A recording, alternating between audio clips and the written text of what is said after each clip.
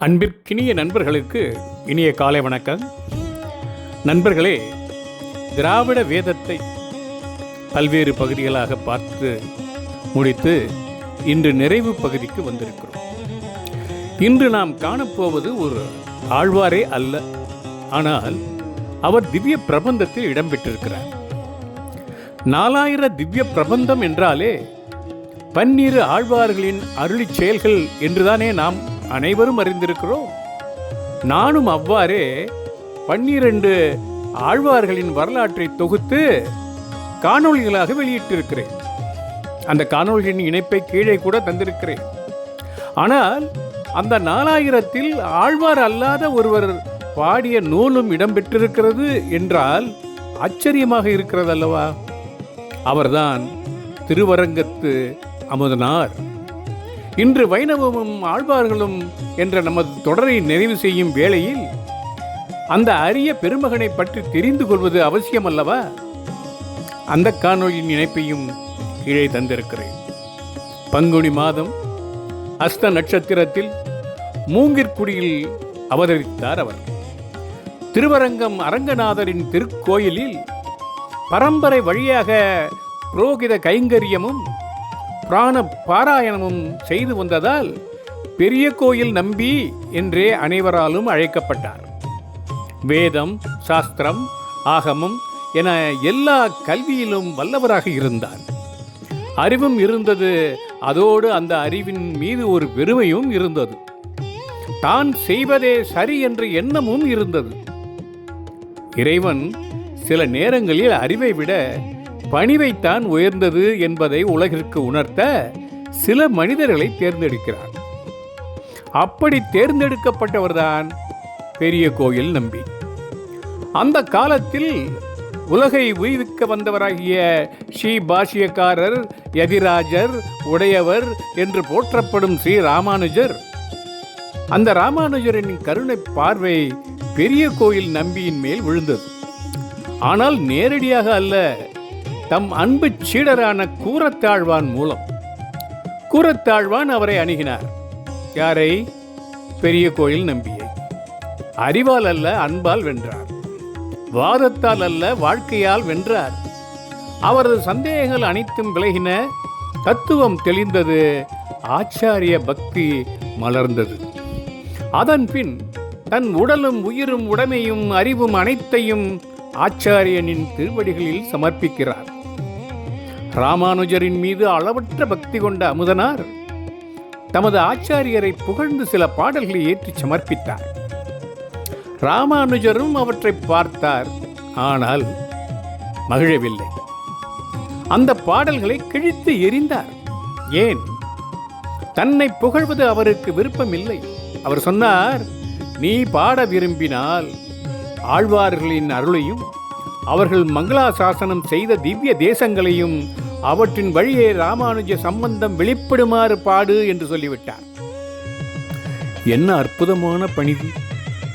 தன்னை பற்றி அல்ல, ஆழ்வார்களை பற்றி பாடச் சொல்கிறார். அந்த ஒரு வாக்கியம்தான் அமுதனாரின் வாழ்வையே மாற்றியது. அவர் 108 பாசுரங்களை கொண்ட ஒரு அந்தாதியை ஏற்றினார். ஒவ்வொரு பாசுரத்திலும் ராமானுசன் என்ற திருநாமம் தேனென ஒலித்தது.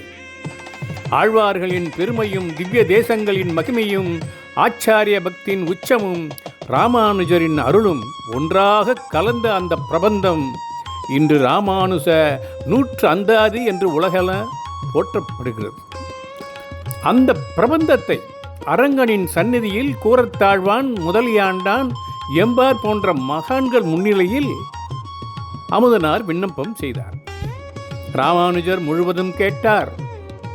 ஒவ்வொரு பாசுரத்திற்கும் தலை அசைத்து ரசித்தார். இறுதியில் மகிழ்ச்சியுடன் கூறினார், இது இனி என் சீடர்கள் அனைவரும் தினமும் அனுசந்திக்க வேண்டிய பிரபந்தம் என்று சொல்லிவிட்டார். அது மட்டுமல்ல, அவரது சொற்கள் அமுதம் போன்றவை என்பதால் இனி நீ பெரிய கோயில் நம்பி அல்ல, திருவரங்கத்து அமுதனார் என்ற புதிய திருநாமத்தையும் அருளிவிட்டார்.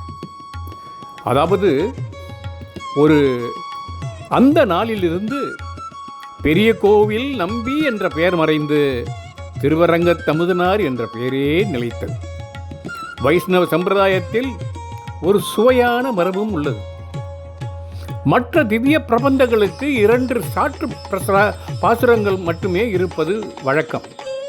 ஆனால் ராமானுச நூற்றந்தாதிக்கு 3 சாற்று பாசுரங்கள் இருக்கிறது. இதற்கு காரணமாக நூலை ஏற்றிக் கொண்டிருந்த போது ராமானுஜர் நேரில் வந்து 3 பாசுரங்கள் அவரது முன்னிலையிலேயே ஏற்றப்பட்டன என்று பரம்பரை செய்தி கூறுகிறது. இந்த நினைவாகவே 3 சாற்று பாசுரங்கள் அமைந்தன என்று ஆச்சாரியர்கள் விளக்குகின்றார்கள். ராமானுசர் நூற்றந்தாதி வெறும் புகழ் பாடல் அல்ல, அது ஒரு சமய வரலாறு, ஒரு ஆச்சாரிய பக்தியின் உச்சம், ஒரு ஆன்மீக வழிகாட்டி, ஒரு சீடன் தனது குருவிடம் கொண்டிருந்த முழுமையான சரணாகதியின் இலக்கிய வடிவம். அதனால்தான் இதற்கு பிரபந்த காயத்ரி என்ற சிறப்பு பெயரும் வழங்கப்படுகிறது. பின்னாளில் ஸ்ரீ மணவாள மாமுனிகள் இதற்கு அழகிய உரை அருளியிருக்கிறார். பிள்ளை லோக ஜீயரும் இது விரிவான வியாக்கியானம் ஏற்றிருக்கிறார். இன்றும் ஸ்ரீ வைஷ்ணவ இல்லங்களில், மடங்களில், திவ்ய தேசங்களில் ராமானுச நூற்றந்தாதி தினந்தோறும் அனுசந்திக்கப்படும் நூலாக திகழ்கிறது. இந்த தொடரின் தொடக்கத்தில் நாம் பார்த்தது பூதத்தாழ்வாரின் பக்தி. அதன்பின் பெரியாழ்வார், ஆண்டாள், நம்மாழ்வார், திருமங்கை ஆழ்வார் என்று 12 ஆழ்வார்களின் அருள் மொழிகளை ரசித்தோம். இன்று அந்த தொடரை நிறைவு செய்பவர் ஆழ்வார் இல்லை என்றாலும் ஆழ்வார்களின் பெருமையை உலகிற்கு மேலும் உயர்த்தியவர், தன்னை மறந்து ஆச்சாரியனை வாழ வைத்தவர் அவர்தான் திருவரங்கத்து அமுதனார். இந்த தொடரை முடிக்கும் வேளையில் அமுதனாரின் ஒரு கருத்தை மட்டும் மனதில் நிறுத்திக் கொள்வோம். இறைவனை அடைவதற்கான வழி பக்தி. அந்த பக்தியை நிலைநிறுத்தும் வழி ஆச்சாரிய சம்பந்தம். அந்த ஆச்சாரிய சம்பந்தத்தின் உயிரோவியமே ராமானுச நூற்றந்தாதி. இத்துடன் வைணவம் ஆழ்வார்களும் என்ற நமது பயணம் திராவிட வேதம் என்ற தொடர்புடன் நிறைவடைகிறது. அடுத்த தொடரில் தமிழ் ஆன்மீக இலக்கியத்தின் இன்னொரு அற்புதமான பக்கத்தை நாம் புரட்டுவோம். வைணவம் தழைக்க வந்த ஆழ்வார்கள் பற்றிய காணொளிகளை கீழே தந்திருக்கிறேன். ஓம் நமோ நாராயணாக.